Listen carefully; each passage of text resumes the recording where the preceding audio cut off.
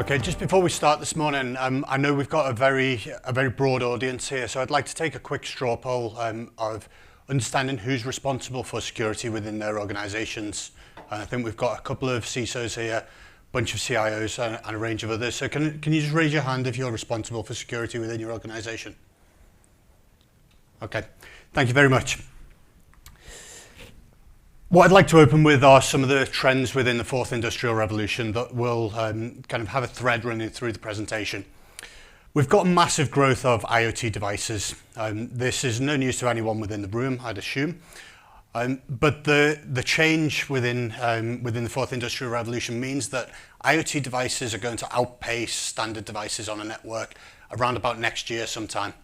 This really changes the paradigm of what we should be securing or how we should be securing it. Data is becoming king. The phrase is data is the new oil. It's been monetized. There's a lot more data being put out there, and organizations are embracing big cloud providers to actually look after, store, and manipulate this data. Whole industries are coming online. Gone are the days when it used to just be your e-commerce shop online or a front-end web page. Whole production lines are now actually online, and this attack surface is growing. Humans are being replaced at every part of a customer interaction. Whether you're speaking to a chatbot online or whether you're dealing with repetitive processes internal, the humans becoming less and less prevalent. And the final trend that I'd like to touch on is biosecurity. The days of the password are numbered.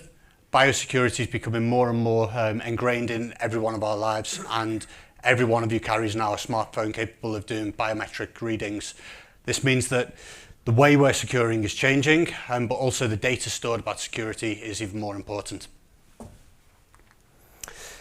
So I don't think I'll be able to top the introduction I've had by Angela already, but this is a quick bit about me. My background is military. I spent 10 years in UK Special Forces dealing with communications and security. And I'd argue that in that environment, there's really a lot at stake, and almost if anything goes wrong, it's going to have a real impact. So I want to talk to you today about the rise of security as a business risk. If we look at this slide here, this is from the World Economic Forum, and the trend that I'd like you to look at here is the purple squares. So these say cyber attacks and data fraud or theft. What we can see that's interesting when we look at this is until 2012, cyber attacks or any technological issue was not raised as a top 5 risk by the World Economic Forum, despite the fact that there have been huge-scale cyber attacks beforehand. We cut forwards to 2019, and the risk landscape is completely different than 10 years ago. All of the issues focus on environmental and technological issues, less focused on the socio-economic issues that were previously raised. So we can see that the likelihood of attacks are growing. So if we look at the impact now rather than the likelihood, these numbers are quite high for a lot of these breaches on here. But you can see that the average cost of fines alone relating from security incidents is growing at a huge pace. There's a report that's published every year by the Ponemon Institute which tracks the cost of a breach, or the average cost of a breach globally and by each country. As you can see from this, the UK is not an awful lot behind the US or the global average, or the US indeed, on this. There is some correlation between the amount of records stolen and the total cost, as you'd expect. Although the costs from a breach come from a lot of different areas. So looking at this alone tells one story.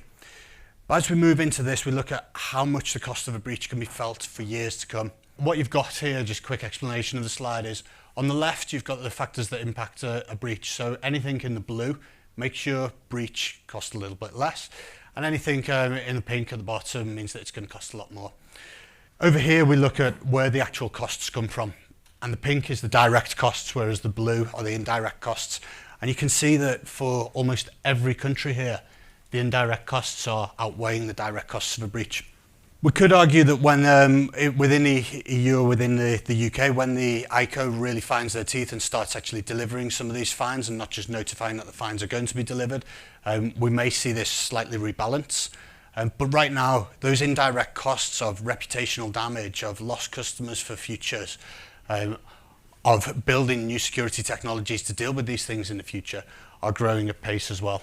Okay, so we talk about ease of use within security a lot of the time, and security's often got this bad reputation of being a blocker, a department that says no, slows an organisation down. That paradigm's slightly changing. The amount of breaches that we've had, the amount of news that we've had about these, and the size of some of the fines that are being put on front pages of newspapers mean that the consumer's mindset is changing a little bit. And if we look at some of these stats here, I think they're quite striking. 85% of consumers will prefer not to do business with a company that's had a security breach, and actually 60% are willing to pay a premium for better secure personal data. So building that trust with your consumers or internal within an organisation is really important.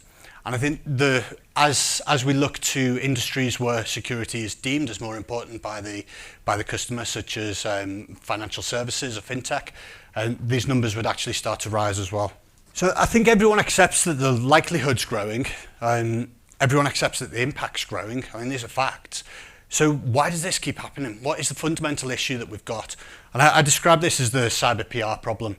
And the picture actually tells the story in that when people hackers describe cyber, the media kind of perpetrates this. They've still got this mentality of hoodie converse and whatnot.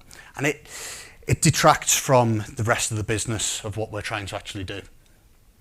So if we look at within an organisation how we sell security, and take this stat here, 86% of the organisations polled in this survey, and this was last year, had a CISO. So there's still quite a considerable chunk without someone bearing that responsibility.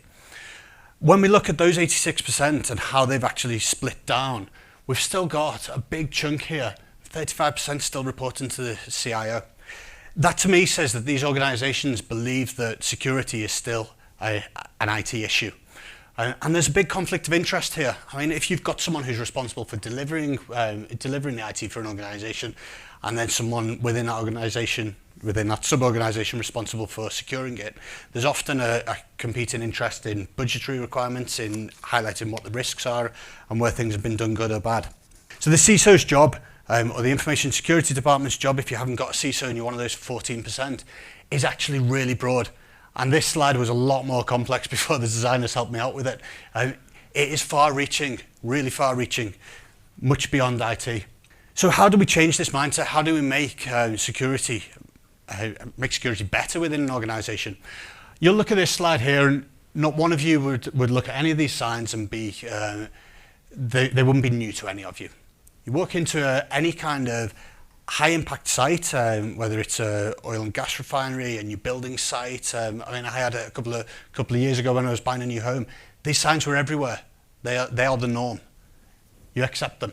And the reason this happened, if you look back to the Health and Safety at Work Act, which came out in the 70s, people were genuinely worried about this act. They thought that it was going to stifle productivity. They thought it was bureaucracy for bureaucracy's sake.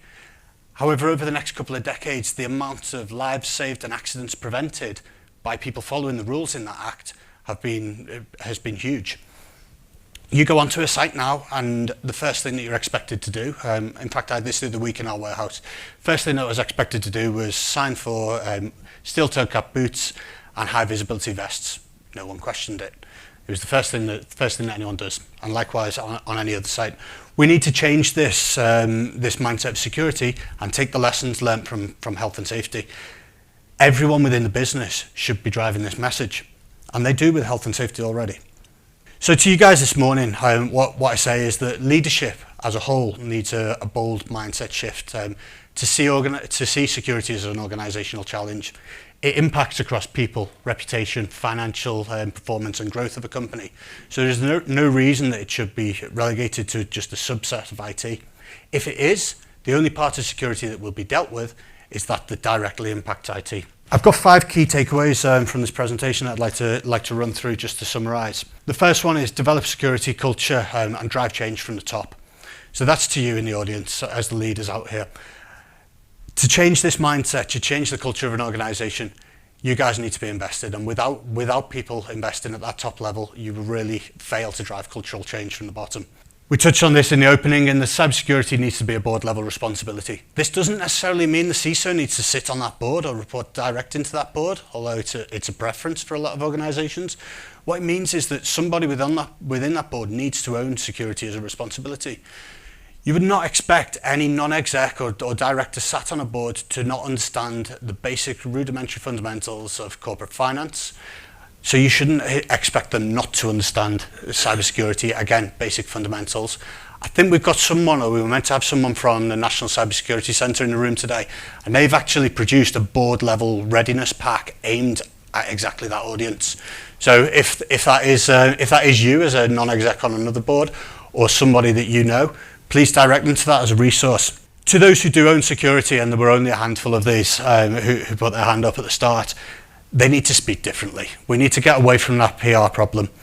We should codify the way we talk about these things, and the way I do this is I use the NIST framework, which talks about how security is done kind of from start to finish, from identifying your threats through to responding in the event of a security incident. And if you use this terminology repetitively, it's a global framework, then people will understand what different parts of a security framework look like. We also need to stop talking in zeros and ones. Stop talking about vulnerabilities, start talking about financial risk. Talk about zeros and ones with a currency sign in front of them, and people will listen a little bit more. Engaging with key stakeholders. So this kind of pulls the previous 2 points together. The board meetings are not necessarily always the right time to discuss some of this, because there's quite lengthy discussion needed. But if you've not got that engagement with key stakeholders, if people aren't asking the questions, if people sit there and listen to you reel off a list of statistics, then the message isn't hitting home. You need to be questioned on this stuff, and you need to encourage this discussion. And then finally, to try and actually give you a vehicle to do this with, we need to stop focusing on the vulnerabilities and talk about the actual risk to the business process itself. And if we look at those processes rather than the vulnerability that caused them, everyone can be part of that dialogue, everyone can have an input, and then we can take the technical stream out of that, of how we actually fix that and how we reduce that risk.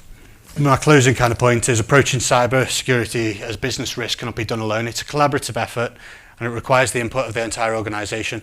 I asked a bit of a straw poll at the start, and we had a couple of hands raised to say you're responsible for security within an organisation. And I'd like to hope that after seeing the kind of videos and listening to this talk, that if I asked the question again, I'd get a room full of hands up in the air, because it really should be absolutely everyone's responsibility within an organisation.